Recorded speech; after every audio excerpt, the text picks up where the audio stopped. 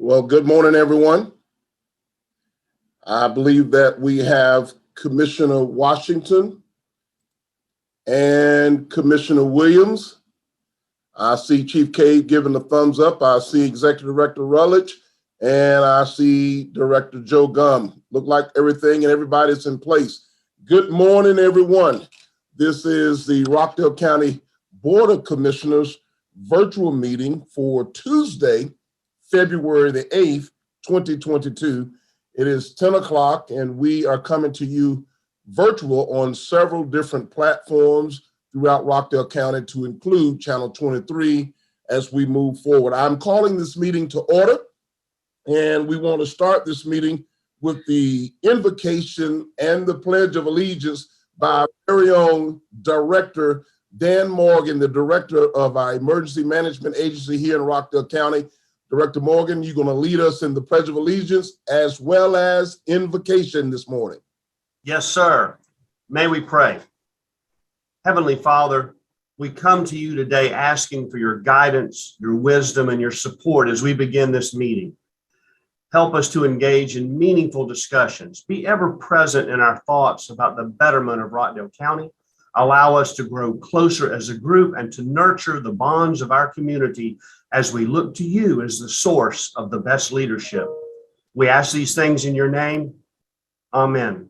Please join me for the pledge. I pledge allegiance to the flag of the United States of America and to the republic for which it stands, one nation, under God, indivisible, and with liberty for all.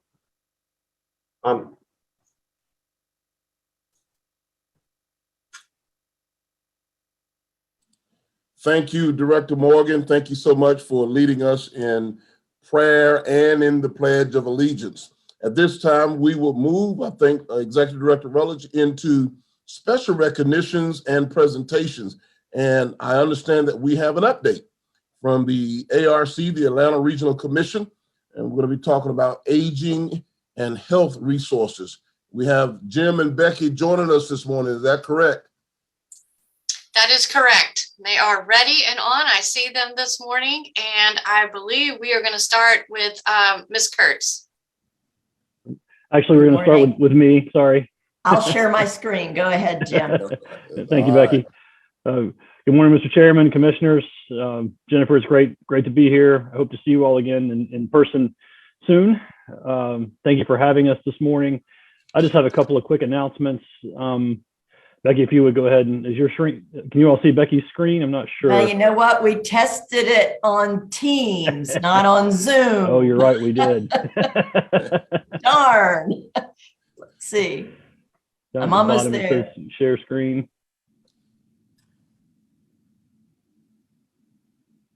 That work? There we go. Are you seeing the slide? Yes. Perfect. Yes. And if you would, Becky, go ahead and advance one time. I just have a quick announcement for you, Commissioners. As you all probably know, because it was a census year in 2020, and because we added Forsyth County to the ARC's region, we're now an 11-county region, we had to redraw the lines for our citizen districts. Our board has 15 citizen members on it, as well as quite a few elected officials. And you all have a new citizen member. And I think, Becky, if you can advance the slide once. There we go. So these are now your representatives on the ARC board. Chairman Nesbitt, of course, and Mayor Evans from Conyers, and then Murphy Talmadge, who's actually a resident of Henry County, are your representatives on the ARC board now. So if you have any complaints about what ARC is doing, you can call all of them and harass them, right, Mr. Chairman? That's right. And we have a robust relationship, of course, with our very own Mayor Evans, who works side by side with me. But we also have known Murphy Talmadge for quite some time, and we look forward to working with him and Chairwoman Harrell out in Henry County as we share this representative. Great. Well, thank you, Chairman. That's good to hear, and we look forward to working with you all again in person. I think in March, our board is going to go back to in-person meetings. So looking forward to having you there face to face. And Becky, if you'll go one more slide. We have just a couple more announcements about some programs that are happening right now at ARC. First of all, on our website right now, last year, you might remember we had a call for transportation projects where local governments, and CIDs and others were able to ask for some transportation funding. Most of that was around Livable Centers Initiative projects and study areas. But the list of projects that's going to be funded is now on our website for public comment and review.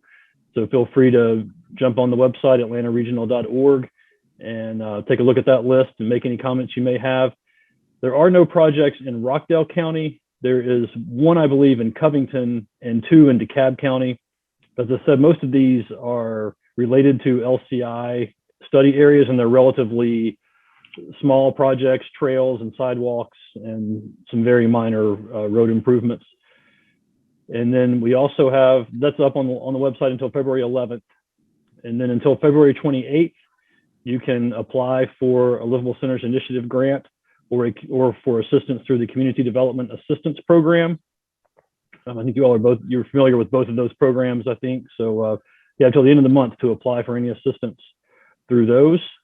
And then you have until March 15th to apply for the Regional Leadership Institute, which I believe, I don't know if all three of the commissioners have been through that program, but I know two of you have, at least. But if there's anybody that you feel like should do the Regional Leadership Institute, either on the commission or on the staff, now is the time to get them, to get an application in for that. And rather than put a lot of long links on the slide, I just put my email address. So if you have any questions or want to know how to find those on the website, please shoot me an email and I will be happy to answer your questions and get you where you need to be. And now I'm going to turn it over to Becky Kurtz, who is the Managing Director of our Aging and Independent Services Group, which is the largest group at ARC, and one of my favorites because it has a direct impact on your budget and on your people, the residents of Rockdale County. And we do a lot of things at ARC that don't have a direct impact on people, but Becky runs one of the programs that is that gets to actually serve people and put smiles on people's faces every day. And she manages the allocation of, I think, more than $25 million every year of aging services money to nonprofit groups, community-based organizations, and organizations like the Rockdale Senior Services. So Becky, take it away. Great. Thank you so much. Thank you for having us, Chairman Nesbitt, and greetings to all the commissioners and staff in Rockdale. Great to be here today. I want to talk a little bit about how we partner together with Rockdale County to serve older persons living in Rockdale. So as the ARC is actually designated as the Area Agency on Aging for Metropolitan Atlanta. And in that role, we plan for our region's rapidly growing aging population. You may or may not know this, but our region has one of the fastest growing older populations in the nation. And we provide services both directly and through partners like Rockdale County. We also advocate for policies to improve the lives of older persons throughout the region. And today, my comments are going to focus on the services that we provide both directly and through partners to the residents specifically in Rockdale County. We'll also discuss the ways that Rockdale County Senior Services uses ARC grant funding to serve your constituents. And we are so grateful to the Commission for the ways that you support older persons in your county through county revenue, and also to the Rockdale Senior Services staff for their excellent administration of ARC grants. So throughout our region, there are many older persons who are today wondering how they can get supports to stay in their homes as long as possible. Some of the services that enable Rockdale citizens to remain in their homes are delivered directly by Rockdale Senior Services. So an example is home delivered meals. For other services, ARC connects individuals to providers. It could be that the individual could pay out of pocket and can afford, they just need the information of how to get those services, and we can provide them with that information. Or it may be that they need public funding or charitable support, and we help them with those kinds of connections as well. ARC serves as the front desk to help families navigate a very complex and confusing system. Older persons, individuals with disabilities, their caregivers and family members can connect directly with our counselors by phone or by online chat. They can also use our website, empowerline.org, and we actually have a searchable function so they can find the services and the providers where they live that are available to them. Our counselors screen individuals to help them know whether they have eligibility for Medicaid-funded services in their homes, as well as whether they qualify for Rockdale Senior Services. In Rockdale County, you have more than 13,000 people today who are over age 65. That's about 15% of your population. But more than a third of those individuals are living alone in their homes today. That's a really significant portion of people who are living at home alone. And now, not all of them need services. Not all of them are lacking access to services, but it's important to know that this is a significant portion of your population. So I want to give you a few examples of the kinds of things at ARC that we provide directly to Rockdale seniors. And then I'll talk a little bit about what Rockdale does directly as well. So I mentioned that we link individuals to services. We also have a program that transitions nursing home residents back to their homes or to help them acquire a new home or apartment or move in with family members. And we have some funding available, federal funding and state funding available to help retrofit homes and apartments if they're having trouble with navigating it, and to get services brought into the home. We also have a telephone consultation service that's available for caregivers, family caregivers, or close friends. We support senior farmers markets, and I'll say a bit more about that in a moment. We provide education on how to stay well, how to prevent falls, how to manage diabetes or chronic pain. We provide access to material aid, including assistive technology. And this is actually something that's new. We've been able to do this because we've had COVID funding available. And we connect isolated older persons to volunteers who are trained and screened and provide ongoing support to individuals who may be homebound and feeling socially isolated. In 2021, we had a variety of senior farmers markets throughout the region. They, of course, had to take some precautions due to COVID, but the Rockdale team organized a drive-through senior farmers market last year. These markets provide support to local farmers as well as provide access to older persons who receive vouchers for fresh produce. So our role at ARC is that we coordinate with the Georgia Department of Public Health to make sure vouchers are available for your constituents, and the local farmers, of course, and the Rockdale County staff are the ones who really make it happen on the ground. We really appreciate that leadership and that local partnership. And I just want to do a shout out to your leadership in Rockdale Senior Services of Susan Morgan, who's been a longtime partner, and we've had a really close working relationship with Susan for years. And her team, I shouldn't just say Susan, but she and her team have been phenomenal. So this year, our grant to Rockdale Senior Services is a little less than $500,000. We provide that grant to Rockdale Senior Services so that they can then provide case management. Basically, they plan and coordinate services directly with clients. And so they can provide the services that promote independence at home. And in Rockdale, that includes home delivered meals, homemaker services to help people have a clean and safe home. And with COVID funding, we've also been able to provide funding for material aid and assistive technology. So by that, I mean things like being able to have a shower chair or a bath chair so people can pivot in and out of their bathtubs more safely and prevent falls.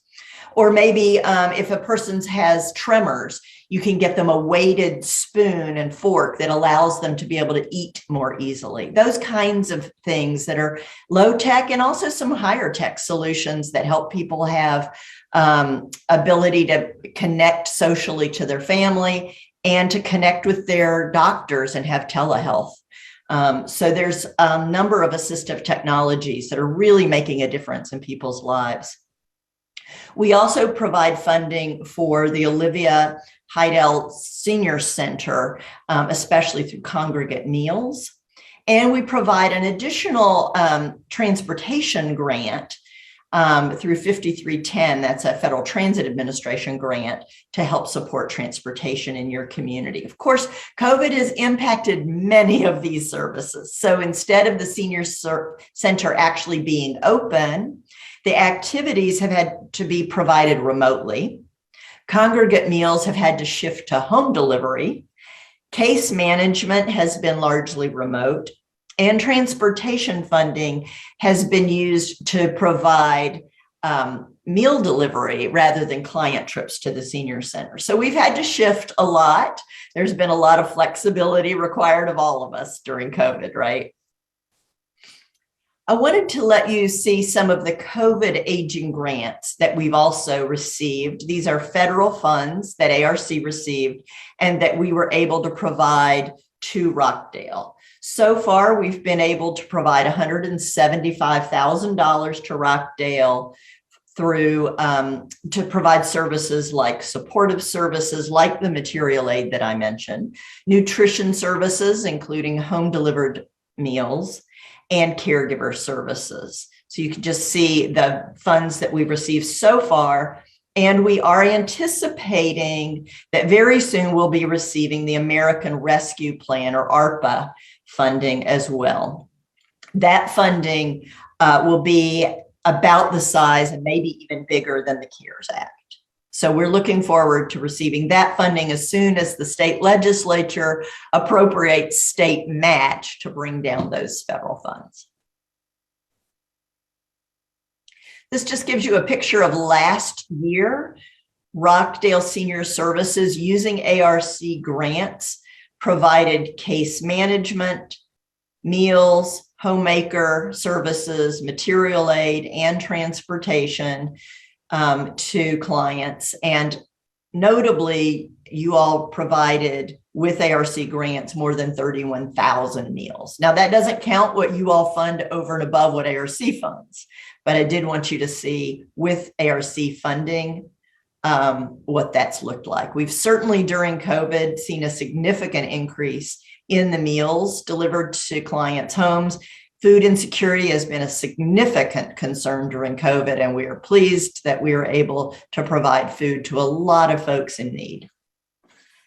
When I say material aid, that means things like emergency utility assistance and the assistive technology that I mentioned earlier as well. I did want to mention that in addition to Rockdale Senior Services, we also at ARC provide funding to some nonprofits that serve region-wide.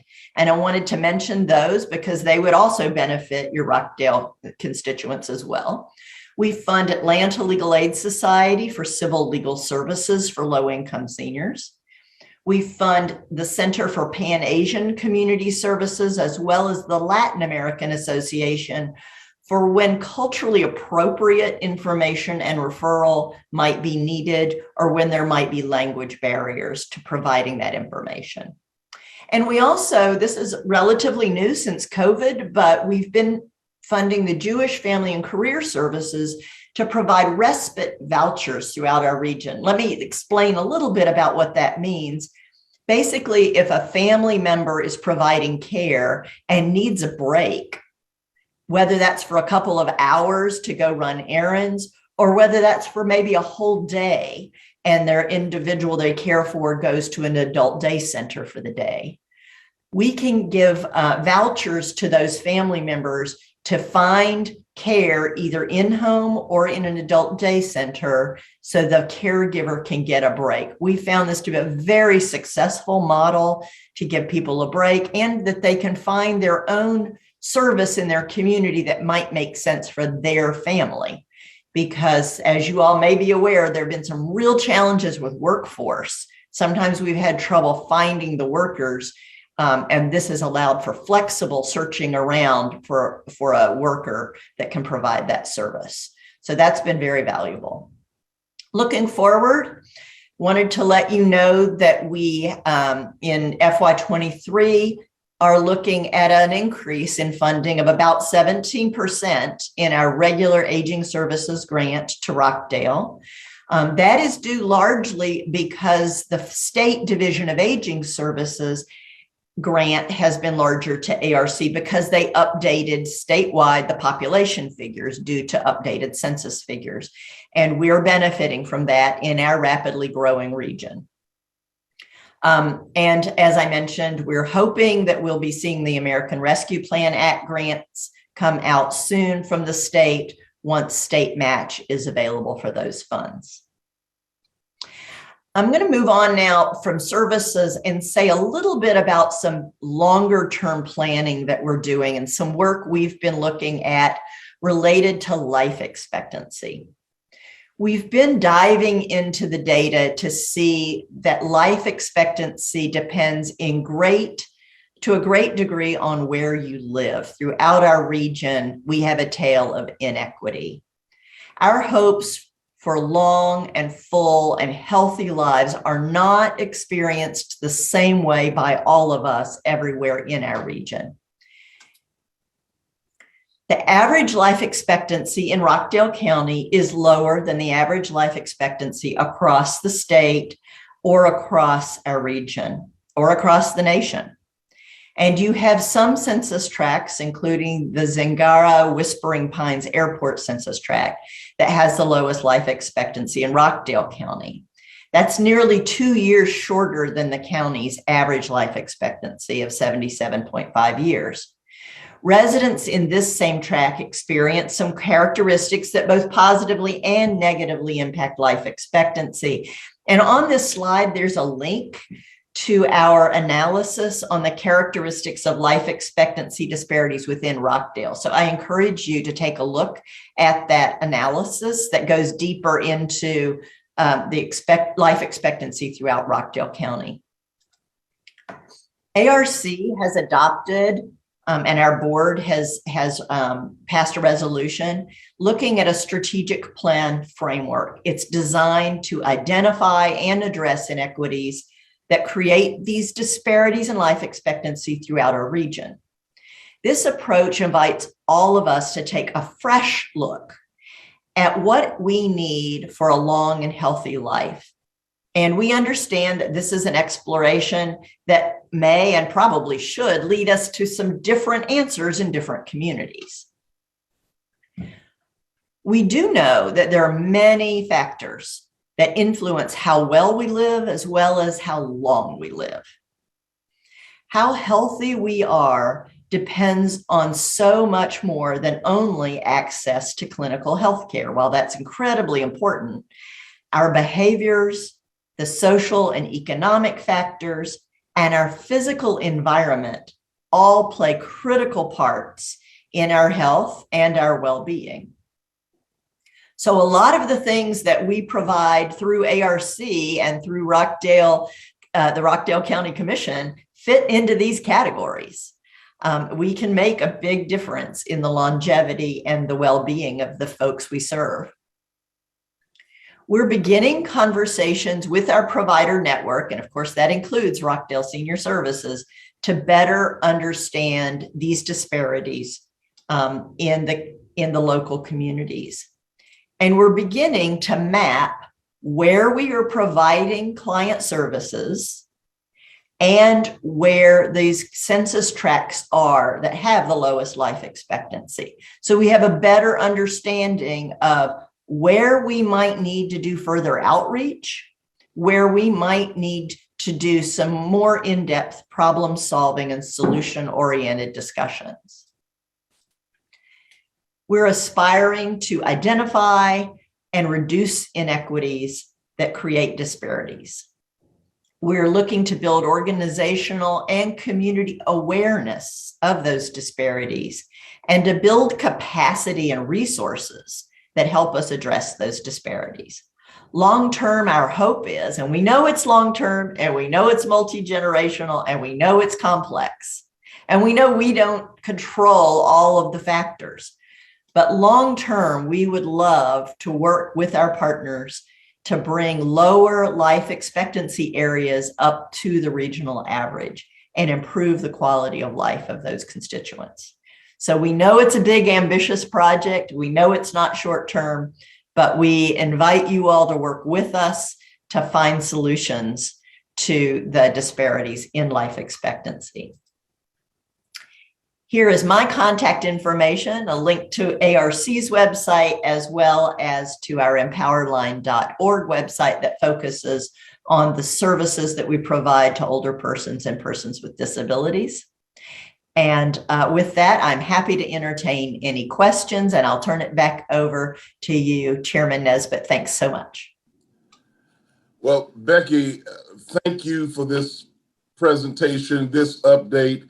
And before I go further, let me just give my own personal shout out on behalf of myself and my colleagues to our very own Susan Morgan over at the Senior Service Center, because she means so much to us, to this organization, and to the countless numbers of seniors in our community here in Rockdale.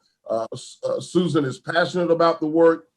No one in Rockdale County knows senior services and the needs of our local seniors like Susan Morgan. She does a fantastic job. It's always refreshing when we hear other folks like yourself from the outside who have worked alongside Susan, and you know the valuable work that she does, the good work that she does. So Susan, I know that you're watching, and I'm saying thank you, and thank you for all of the fantastic work you've done and that you're continuing to do here in Rockdale County on behalf of the senior citizens and certainly the Board of Commissioners. I know I share those sentiments with Commissioner Washington and with Commissioner Williams, because we're certainly proud of our seniors, and we're certainly proud of Susan Morgan and the work that she's done over there. And I really appreciate, Becky, your presentation. It was very clean, clear, and concise. It broke down the different areas of concentration and focus here in Rockdale County. And then you talked about those future aspirations and those things that you really want to do a deep dive and target more on. I thought about several people in our organization that the information is so valuable to. Miss Melissa Mims in Community Relations, Mr. Andre Thomas in Civic Engagement, Ms. Alice Cintron, who's part of our grant management and grant administrative team. So many different departments of Rockdale County who has the opportunity to partner with you and Jim, as well as with our own Susan Morgan. So I'm excited. It's always good to get good news, and it's always refreshing, Chief Cave, to start off our meeting with good news about people doing good things in Rockdale County. So Becky, thanks to you. I don't know, my two colleagues are on. Commissioner Washington, is there anything you'd like to add? And then we'll go to Commissioner Williams. I just had a quick question. Has there been any research or a maybe plan to alleviate the inequities in life expectancy? Or maybe something that, a PR plan on what we need to do to get one sector of the community on the same page as the other ones that have longer life expectancies? Thank you for your interest in that work. Commissioner Washington, what we are first focused on was ARC's board said, yes, you can do this work. That was first step. Second step is that we've been doing the deeper dive into where are those areas in each county. We serve a 10 county region. ARC has 11 counties for some purposes. For our area agency on aging, we have 10 counties. We've been looking at each of the 10 counties and where are those areas of lowest life expectancy. That was our next step. The next step is to reach out and increase awareness. And so we've had the conversation with Susan Morgan and her counterparts in each of the counties to say, we want to make sure you know the data we're seeing. We want to make sure we understand where your clients are and how they map on to those areas. And so that's the next step. And now our next step that we're working on right now is planning our community engagement. So we would love your thoughts on how we can engage those communities in Rockdale County that are experiencing lower life expectancy. We want to come to it with a strength-based approach. Who's doing great work in those communities that would like to partner with us so we can highlight that work, so that we can focus on expanding good work? And how can we be supportive as ARC in listening for where resources might be available and where the data is that we can bring to that conversation? So we're just now on the cusp of solutions, but we're not the ones to bring the solutions. The expertise is local. We know that. And that's what we really want to focus on as in our next year. That community engagement piece is our focus. So we'd love any help y'all want to provide, any recommendations or connections you want to give us. We are all ears. Thank you so much. Thank you for your interest. Thank you for that. Commissioner Williams? So thank you for that presentation. It really was very clear. I think the thing that I noticed most was that map with the graphics that showed where services were and where life expectancies were higher or lower. Excuse me. So with that particular map, and you said there was a link to go further into getting more information. I had two questions. One, how do we access this presentation? And two, in that northern part of the county, which services is it that are being looked at? And what are some suggestions for improving those services for those folks in our top part of our county? Thank you for that question. And in terms of the slides, Jim and I are planning to provide the slides to you all. So we'll be happy to share those slides with you. We also have these maps as well as the more analysis into Rockdale County on the atlantaregional.org website. So absolutely all that information is on the website, but we'll also be sharing the slides, and that includes the link specifically to Rockdale County. In terms of problem solving for folks that live in those communities, like I said, we're not the experts. The local folks in those areas are the experts. They know what they need, what's not being provided, what is being provided, but just needs more support. We want to come as a partner, not as that we have the answers, because we don't. So we're really hoping to engage in those communities to say, what are the services or what are the opportunities? And it's not always services, right? Some of it's environmental. Some of it is they don't have the infrastructure. We just need to have a better understanding of what those issues are, and then to have a better understanding of what are the parts of that we could do something about. We may not be able to do something about everything, but are there some things we can help with and help support Rockdale County and its goals? Thank you. Absolutely. Thank you for the question. Again, thank you so much, Jim. Thank you, Becky. This has been refreshing for the three of us. And we look forward to getting that information here and sharing it with several members of our staff who are tasked on a day-to-day basis with engaging with not only our citizens, but our community as a whole. Again, the collaboration, I think that's one of the pluses of being a part of the 11 county region that make up ARC, having the collaboration between my office, Mayor Evans, and the great folks down at the Atlanta Region Commission makes it all much better for Rockdale County. So thank you so much. Keep up the good work. And we look forward to hearing back from you all in the days ahead with more good news about Rockdale County. Thank you. Thank you so much. Very good. All right, ladies and gentlemen, commissioners, we're going to move forward now to item number 4, the approval of the agenda.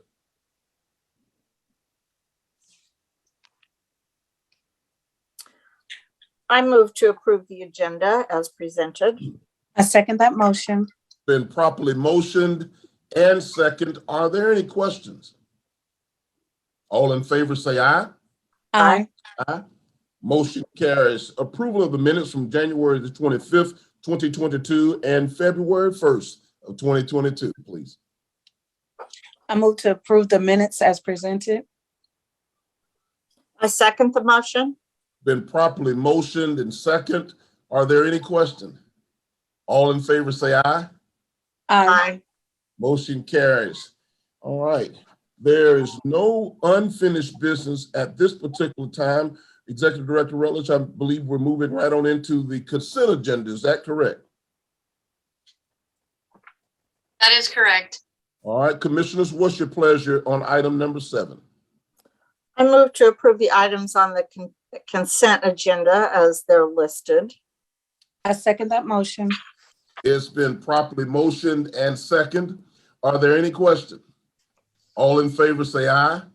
Aye. Aye. Motion carries. Thank you so much.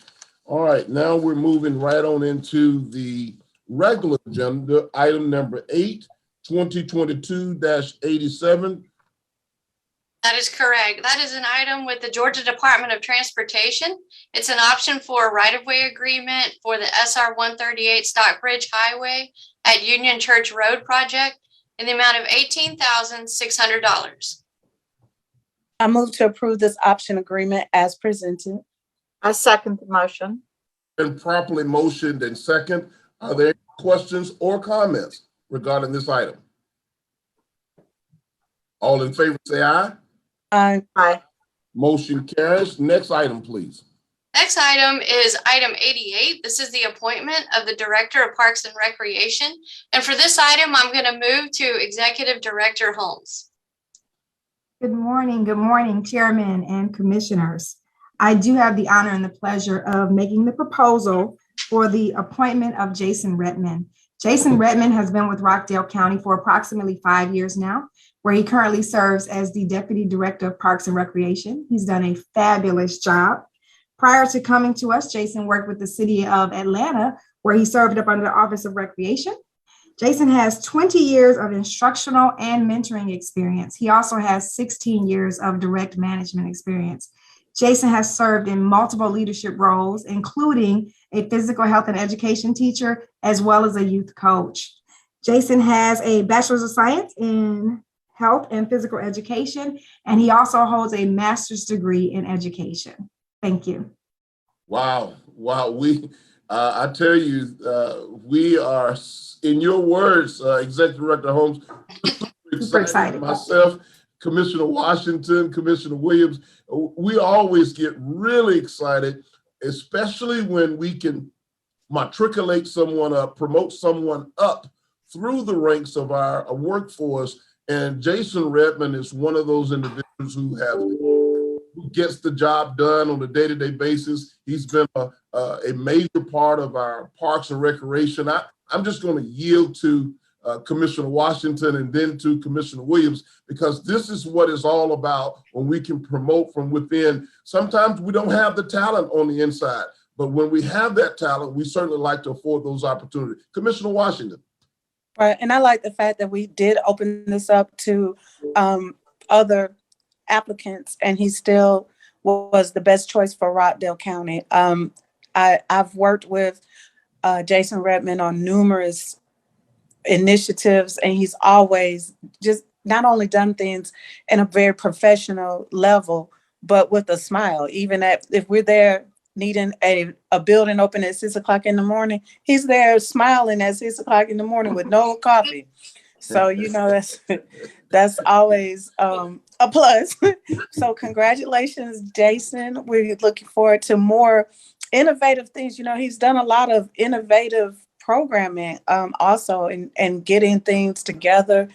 I'm thinking of the Johnson Park, and the work he's done over there, especially with the Grady Jarrett Center and things like that. So I'm very, very excited to have him as our Director of Parks and Recreation. Commissioner Williams.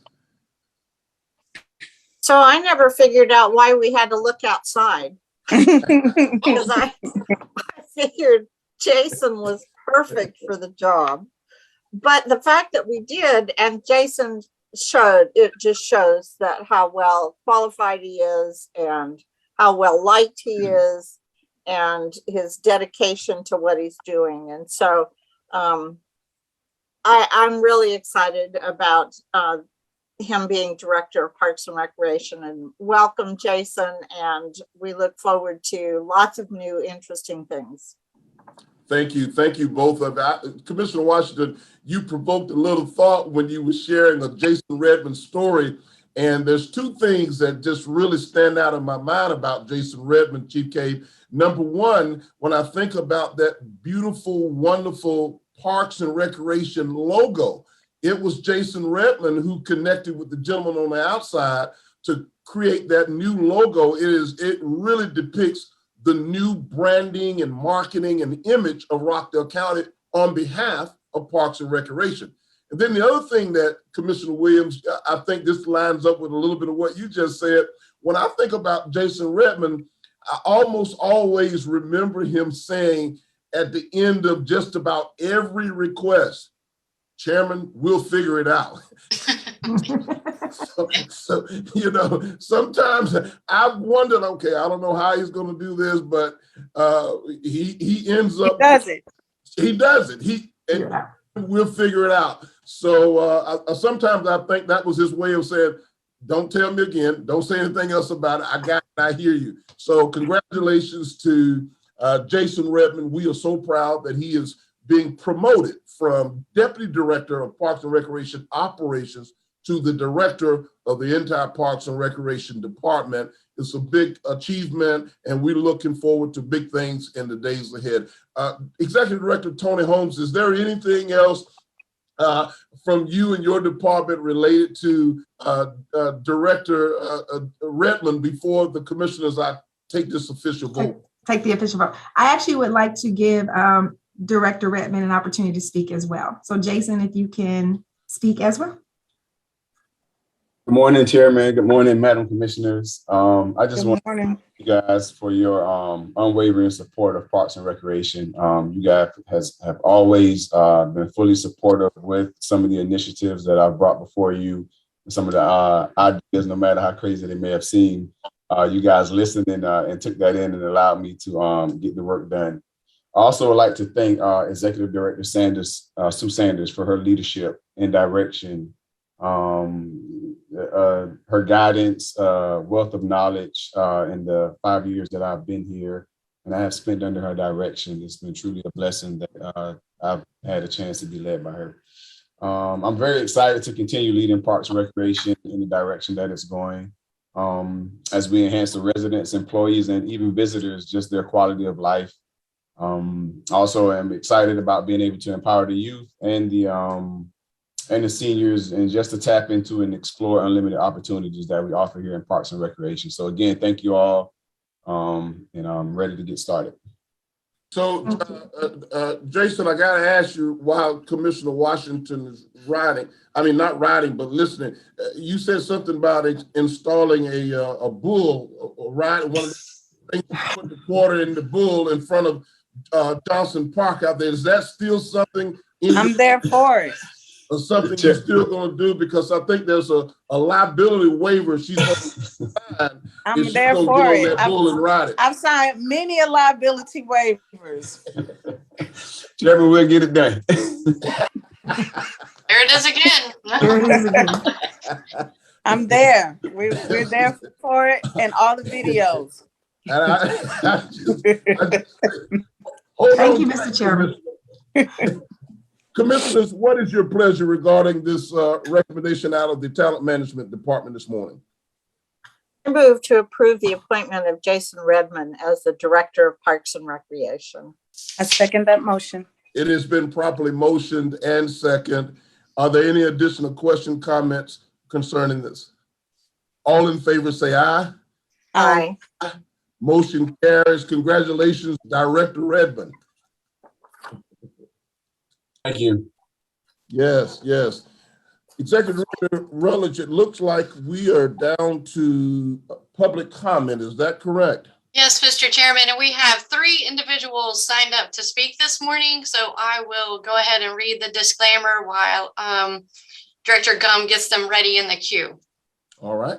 Okay, so as a reminder, public comment is limited to 3 minutes per speaker. Comments relative to any issues that are currently going through the public hearing process, matters that are in active litigation, political campaigning, or partisan politics will not be heard in this meeting. Speakers are to address the chairman, not members of the audience, and are expected to conduct themselves in an appropriate manner. The use of abusive or profane language shall not be allowed. No debate or argument between speakers and/or members of the audience shall be permitted. Thank you. Thank you, Director Rutledge. The first person we have on our list is Ms. Tiffany Howard. Good morning, Ms. Howard. Go right ahead.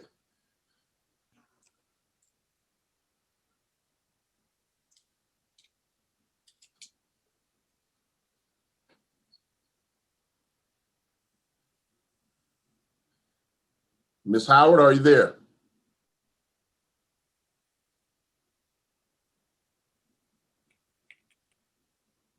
All right, so Director Rutledge, I'll yield to Director Gum, and we'll go down to the second person who has signed up for public comment, and maybe Ms. Howard will come back and we'll get her back in. Sometimes, you know, this technology can be in a world of its own. So we'll go to Mr. Ronnie Richardson. Okay. Mr. Richardson, good morning. Are you there? Good morning. How you doing? Can you guys hear me? Yes, sir. Hear you loud and clear. Actually, I was invited by Tiffany Howard to just listen in on the meeting and what she had to say. And if she's not there, I actually didn't have anything that I was going to comment about, but I was just going to be listening.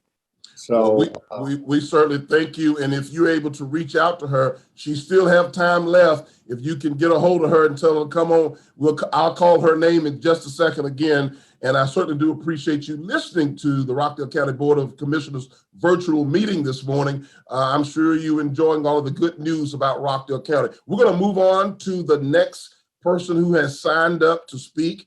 And I believe that is Miss Marie Lamatange. Ms. Lamatange, are you there? Yeah, and it's the same with the gentleman previously. I was invited to listen. I didn't know I had to make a comment or else I would have prepared something, but I was just listening because that's what I was invited for. So I do apologize to that. So I don't really know what exactly I need to comment on. Yes, ma'am. And there's absolutely no need for an apology. We appreciate you listening and watching. You're always welcome here in Rockdale County to tune in to our virtual meetings and when we eventually get back to in-person meetings. So let me say thank you. Right. So that's, I guess, is a miscommunication there. Not a problem. Not a problem. We're going to keep it moving. Not a problem. So thank you to you and Mr. Richardson. I'm going to call for Miss Tiffany Howard once again. Miss Howard, are you there?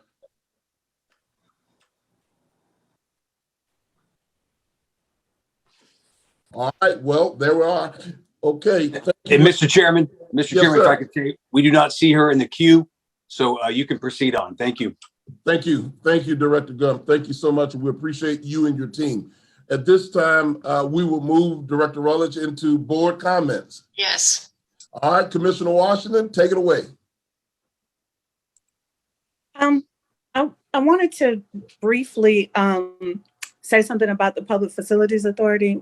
I didn't talk about it a lot last week when it was on the agenda, and I just wanted to commend the three of us for coming up with or doing the research to continue to find feasible solutions to problems without necessarily having to go back and put things on a ballot or things like that, and come up with the best ways to move Rockdale County forward. I'm looking forward to the three dates that we have so that we can share with the community what a Public Facilities Authority is and why it's going to be beneficial to the citizens of Rockdale County. You know, because it is new to all of us, I know that there might be some apprehension about what we're trying to do and things like that. So I think that the education piece is very, very important. I'm looking forward to it. I've gotten a lot of calls and comments regarding so many people in support of it. They've done their own research and they've seen how it's been viable for other communities as a way to get things done. So I'm very excited about it. I'm looking forward to the support from our legislators in enacting or enabling us to create the Public Facilities Authority. But more importantly, I'm very, very excited about the kinds of things that we'll be able to bring to the community through the Public Facilities Authority and the cost saving measures that it's going to provide for us as far as bonds and different things like that. So I just wanted to make those brief comments on the Public Facilities Authority. But of course, I do have my Black History person who, I don't know if you all have seen the movie The Harder They Fall. It has become one of my favorite movies. I think I've watched it around at least 3 times already. It's going to be a classic. It is. And one of the main characters in the movie was the character Stagecoach Mary. Well, let me go back and say for Black History that all of the characters that are depicted in The Harder They Fall are all true characters. So those of you all who are history nerds like me, that that was part of what I love to do, is go back and, I knew a lot of them, but there were some of them that I didn't exactly know how they fit into history. So as the movie was playing, especially the second time I watched it, I was doing the research to see exactly, Bill Pickett, Stagecoach Mary, Kennedy, but the other ones that were less known in there. So of course, everybody loved Stagecoach Mary. She was born Mary Fields around 1832. She was born into slavery. And of course, that means her exact date of birth is not known, like many people that were born in slavery. And her birthplace is questionable, but they believe it was in Hickman County, Tennessee. After the Civil War, she decided that instead of going north, she was going to go west to try to be a pioneer in the West. She ended up discovering a convent. It's called the Convent of the Sacred Heart in Toledo, Ohio. And that convent actually exists today, but she worked there as a groundskeeper. And if you have done any research on Stagecoach Mary, you know that she was pretty gruff. She cursed a lot. She drank cigars, and she smoked cigars and drank whiskey. So that didn't necessarily work very well with and she had a real temper. That didn't necessarily work too well with the members of the convent. So she ended up leaving the convent. But they said that one thing about her, she kept the grounds immaculate. Like she would get mad at you if you walked on the grass after she cut it because she took great part in her work. Anyway, she ended up settling in Cascade, Montana at another convent. I guess they didn't have social media back then where they could turn her reputation from the first convent to the second convent. But she at that convent, she started shooting guns. So someone came to her and asked her if she would consider running the U.S. mail. And she said, oh, that sounds a fit, because you had to be a tough person and she had a tough reputation. So she got a contract from the United States Postal Service to become a star route carrier, an independent contractor who carried the mail using a stagecoach.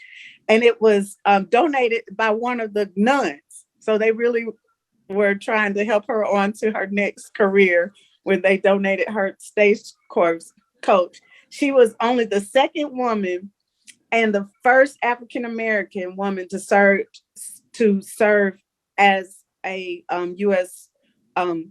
postal stagecoach mail carrier. She carried a rifle and a revolver. She met trains with mail and drove her stagecoach over rocky, rough roads through snow and inclement weather.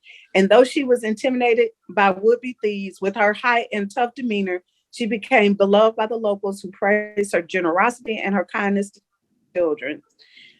For 8 years, Fields protected and delivered mail. Eventually, the age caught up to her and she retired. But when she died on December 5th, 1914, her funeral was one of the largest that section of town had ever seen. Mary Fields, there's not a lot known about her life, but what they do know is that what she did was larger than life. She is an extraordinary person, and that is my Black History person for today. Sounds like she was a hell of a woman. There's a lot. We have a lot in common. She was a hell of a woman, I'll tell you that. Exactly. Chair, if you don't mind though, I do need to log off today. I need to head to my full-time job. Yes, ma'am. We certainly do appreciate your service to the citizens of Rockdale County. Be safe out there, and commissioners will see you in the days ahead. Commissioner Williams, board comments. Good morning. Morning. So, one of the thoughts I had after asking about that map graphic with the disparities between the north end of Rockdale County and the central and southern parts. Our biggest asset in the north end of the county is Costly Mill Park. And so I thought, I just ruminating on different ideas of how we could access and utilize that park to provide some of those missing services for the north end of the county. So it's something that I'd like to pursue and see what we can do about that. Okay, for Black History Month, I know a number of years ago, I talked about Langston Hughes, who was a poet, among other things. He did a lot of other things besides just write poetry. His life work was about bringing people together, socially, politically, and artistically. He had a lot to do with the Harlem Renaissance, but he also, one of the other things that impressed me is that he was a world traveler. So he saw what things were going on around the world. His mother was in and out of his life. He lived with his grandmother. She raised him. His mother was looking, trying to stay afloat financially and was taking different jobs. But she wrote to him on a pretty regular basis, and he used those letters to inspire some of his work, which, and I'll talk about one of those in just a minute. But the other thing, last week we talked about the historian, Dr. Carter G. Woodson, who started the Black History Week and is, now it's blossomed into a Black History Month. But he worked with him in Washington, D.C. to catalog the experiences and the achievements of African Americans. So 2 poems that have always spoken to me, or maybe I should say have caused me to be introspective about my values, about how, about my outreach. But the first one is Dinner Guest, me. And in that poem, well, let me just read it. It's pretty short. I know I am the Negro problem, being wined and dined, answering the usual questions that come to white mind, which seeks demurely to probe in polite way the why and wherewithal of darkness USA. Wondering how things got this way in current democratic night, murmuring gently over fraise du bois, I'm so ashamed of being white. The lobster is delicious, the wine divine, and center of attention at the damask table, mine. To be a problem on Park Avenue at 8 is not so bad. Solutions to the problem, of course, wait. And so for me, that says, we've got to reach the commonalities of all of us. And a person's identity is not tied to their skin color. It's part of our identity because it is a reflection of how we've been raised in our culture, but it is not our central identity. And I think he points that out right there, and that there's work to be done. And of course, this was written back in the 20s, I think, the 1920s. And so, I think all of us need to have that introspective view of how are we treating people and how are we looking at people. The other poem, of course, is His Mother to Son. Yes. And that one really speaks to all of us. Yes, it does. And so again, it's not very long, but it really speaks to how each of us deal with troubles in our lives and how we can overcome them, because we all experience that. So, well, son, I'll tell you, life for me ain't been no crystal stair. It's had tacks in it and splinters and boards torn up and places with no carpet on the floor. Bare. But all the time, I's been a climbing on and reaching landings and turning corners and sometimes going in the dark where there ain't been no light. So boy, don't you turn back. Don't you sit down on the steps because you finds it's kind of harder. Don't you fall now, for I's still going, honey. I's still climbing, and life for me ain't been no crystal stair. That is just a universal message that I absolutely love. Those are my comments. Thank you, Commissioner Williams. You and I share a big liking for Langston Hughes. I remember a few years ago when he was your spotlight person back then, and of so many different poems and words of poetry from him. Certainly Mother to Son, the one you just read, is probably one of the most famous pieces that he's ever written. And then you talked about his influence and impact with the Harlem Renaissance. And he was way, as you eloquently put it, way more than a poet. He had a big, big impact on New York and the world as a whole. So I really appreciate hearing that, and certainly hearing the mother to son piece that you just read from poet Langston Hughes. I'm going to shift a little bit now. We want to go to Director Dan Morgan, and then I'll come back to Director Joe Gum and PR. But right now, let's go to Director Dan Morgan. He's got some updates that we all need to hear as we prepare for the days ahead. Director Morgan.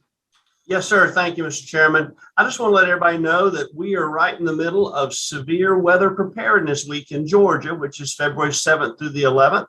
And if you look out your window, you see blue sky and wonder why I'm talking about severe weather. Well, this is the best time to prepare for severe weather. And Monday, which was yesterday, we all should have been aware of our weather radios. Today is thunderstorm safety. Tomorrow is tornado safety. And there'll actually be a National Weather Service warning test on Wednesday at 9 o'clock in the morning. Thursday is lightning safety, and Friday is flash flood safety. It's also a great time to make, update, or review your personal and family emergency supply kit, weather radio, flashlight with batteries, drinking water, blankets, food. If you have canned food, please remember to have a manual can opener instead of an electric one. First aid kit, a list of your meds or a bag of your meds themselves. If you have pets, please remember food and leash and travel crate for them as well if you need it in your emergency supply kit. Remember also to monitor the news and the weather radio during times of impending severe weather. Being prepared and aware is one of the best ways to stay safe. Also, you can go to Rockdale County Emergency Management Agency on Facebook. We are putting daily tips up this week. It's very informative, and please be safe. Thank you, Mr. Chairman. Thank you. Thank you for that update, Director Morgan. And I couldn't help Commissioner Williams but to notice the reinforcement beams with the yellow caution tape there behind Director Morgan in his office here at the admin building. This speaks volumes to the need for this PFA that we're championing along with our state delegation. Throughout the building, these beams are placed everywhere to support the integrity and the foundation of our aging old infrastructure of the admin building. So I want to just kind of tag on a little bit to what Commissioner Washington was making mention in terms of the urgent need for this PFA to be passed and the support we desperately need from our state delegation. I just wanted to make mention, we couldn't see a better sight than that. I certainly appreciate his safety update about weather, but looking at that, Chief Cabe, I'm seeing that safety yellow tape there. It just really say, hey, this is an opportunity and maybe even a teachable moment to talk about this PFA just one more time. So thank you, Director Morgan. Your picture and your screenshot is worth 1,000 words.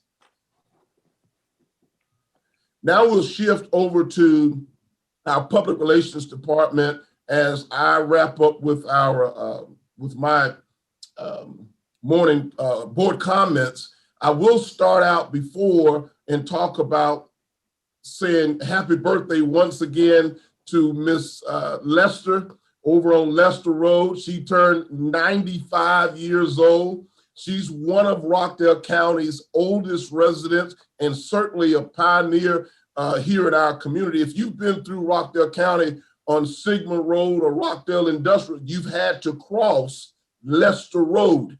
Well, she is there. She's alert. Chief Cade, she has all of her faculties. Commissioner Williams, she just as vibrant as and beautiful as always. So happy birthday to Miss Lester, Mother Lester, and thank you to her family for highlighting her and sharing her with Rockdale County and the contributions she's made to this community. The Lester family, as all of us know, is one of those pioneer families who have meant a lot to the fabric of this community. So I just wanted to give a big shout out to her because she looks so beautiful and has done some wonderful work in our community. At the age of 95, she's still thriving and moving forward. So happy birthday, Mother Lester. At this time, we'll wrap up our meeting and I'll transition over to Director Gum as we continue with, I believe, the second episode of Honoring the Black Church. And this episode talks about devotion and praise and worship. Devotion was a part of the worship service in the old school church before they transitioned to what is now called praise and worship. So you're going to get a little bit of education about what devotion was and why, and then talk about the impact and the power of praise and worship. Director Gum.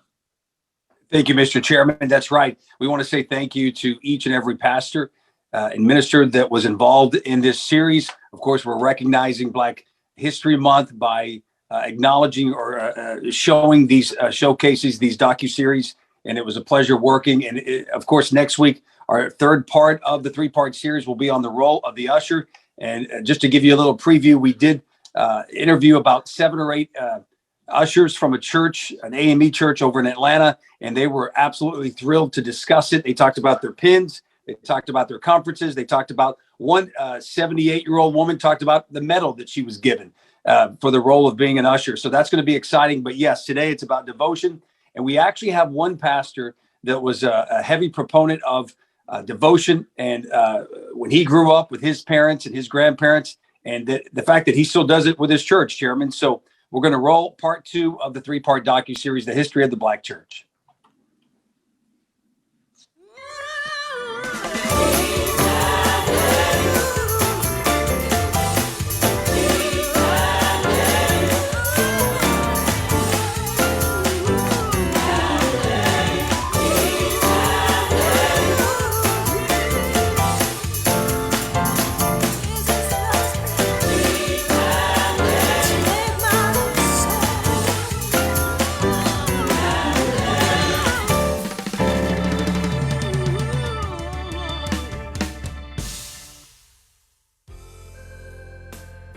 Let's talk about the meaning behind the old school church when the old school church was having what we call devotion. The deacons ministry and the trustee ministry, sometimes the mother's board at that particular church, was the group that ushered in the spirit of worship and praise on any given Sunday morning back in the day. The old deacon would get up before the church and they would engage in what they called call and response.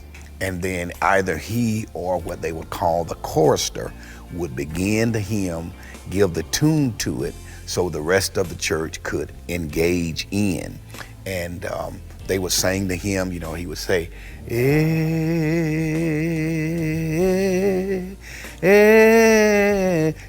H-R.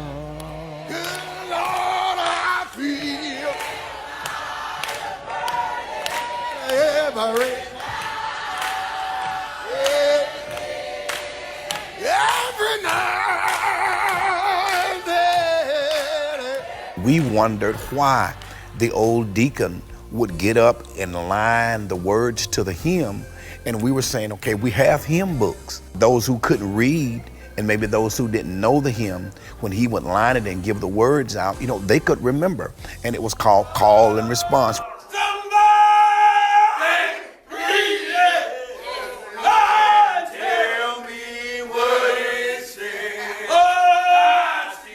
They would engage in prayer, and some deacon would go down on his knees and pray, you know, pray a prayer, and then following the prayer, they would continue with another hymn and then another prayer. And then after the devotional service was over with, they would turn it into the hands of the choir or turn it into the hands of the pastor. I can't tell you thank you enough, Lord. You have done great. Those deacons would get up there and sing those hymns, and you know, and people would begin to reflect on their experiences, and as they reflected on their experiences, the whole atmosphere would change. Over the years, As things progressed and things change, as things do, most of your city churches got away from hymn singing to what they would call praise and worship. And in our Pentecostal church, we had praise and worship leaders, not like you have now. Let me go back. They were called prayer band leaders. And you would maybe have two individuals up and they would sing the call and response songs. God is a good God. Yes, he is. What do you know about Jesus? He's all right. If you call on Jesus, he'll answer prayer. So those were the type of songs I grew up on, call and response. And then I would say in the late 80s, early 90s was when praise and worship started really coming into, I would say, the black church.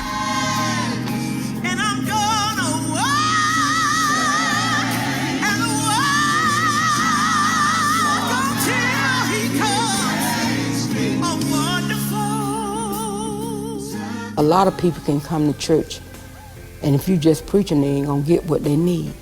But it's by the music, the sounds of the melodies that you sing. And when you set the tone with a praise team. We're giving praise and honor and reverence and glory to God, and that's the first thing we want to do. And the Bible is very clear about how God wants to be worshiped. When you talk about praise and worship, there's no way we can have this conversation without talking about the late, great Reverend James Cleveland. Precious Lord, take my hand,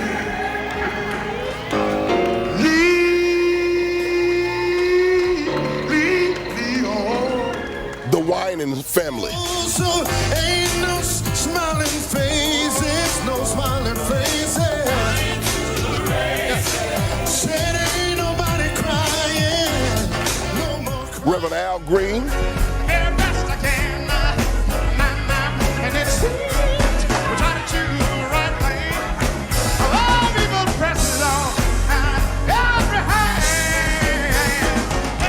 And the most powerful voice of Shirley Caesar.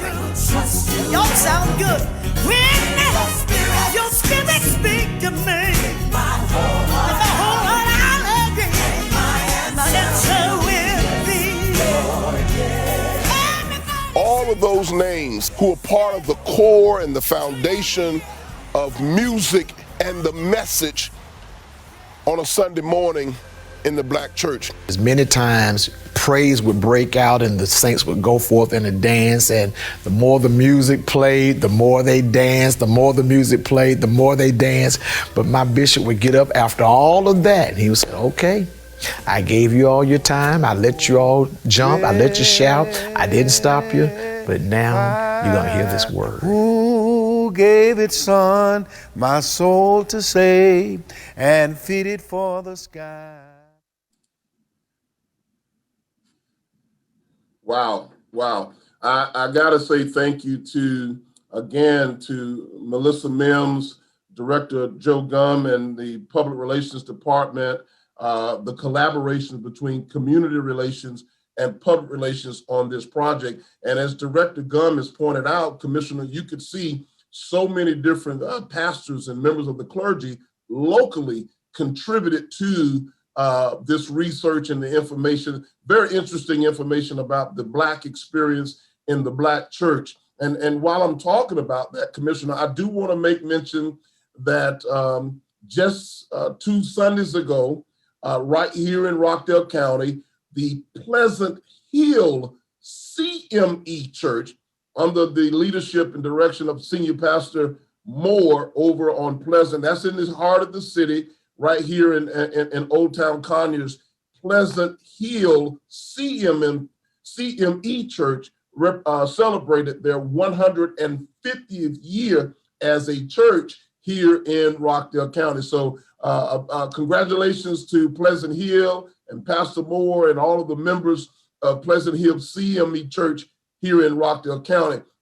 Also, in the spirit of celebration, we're talking about anniversaries, but I want to just give a quick shout out to a mover and a shaker in our community who is celebrating a birthday, and that's none other than our Chief Superior Court Judge, Robert Mumford. He is celebrating his birthday today. So happy birthday to Chief Superior Court Judge Robert Mumford, who is born and raised resident here in Rockdale County, and been serving in so many capacities as a state representative, as a district attorney, and now, of course, he is the Chief Superior Court Judge. And we want to say happy birthday to Judge Mumford. Thank you again to Public Relations for the fine work. We're excited. I think there's 3 days that are going to be related to this project.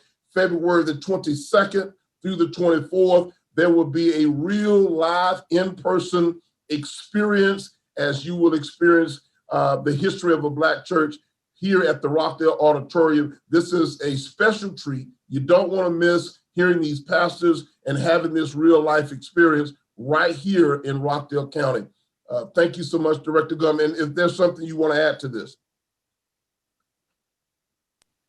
Thank you, Chairman. Yeah, more information will be placed on all of our platforms regarding the 3-day event. So citizens can look forward to seeing that in the days to come once we nail down all the details. Sounds good. Sounds good. Thank you so much. And Executive Director Rutledge, is there any need for an executive session this morning? No, Mr. Chairman. Ladies and gentlemen, thank you for tuning in to another segment of the Rockdale County Board of Commissioners virtual BOC meeting. We certainly do appreciate all of you all tuning in this morning. Thank you. Happy Tuesday. And this meeting is adjourned.